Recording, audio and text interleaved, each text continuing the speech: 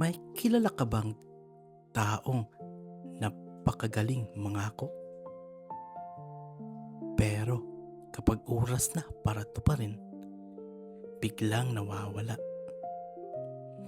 May isang lalaki na halos araw-araw sinasabi sa girlfriend, "Love, balang araw, ikukuha kita ng bahay." Ngumingiti lang ang girlfriend. Lumipas ang isang taon, pareho pa rin silang nangungupahan. Lumipas ang 2 taon, pareho pa rin ang pangako. Lumipas ang 3 taon, ang nagbago lang, wallpaper ng cellphone niya. Isang gabi, tinanong siya ng girlfriend, "Love, kailan ba talaga matutupad ang mga pangarap natin?" Napayuko ang lalaki.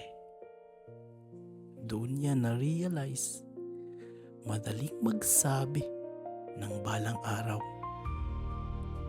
pero mahirap gumawa ng ngayon. Masarap pakinggan ang matatamis na pangako, pero mas mahalaga ang taong unti-unting kumikilos para matupad ang mga ito.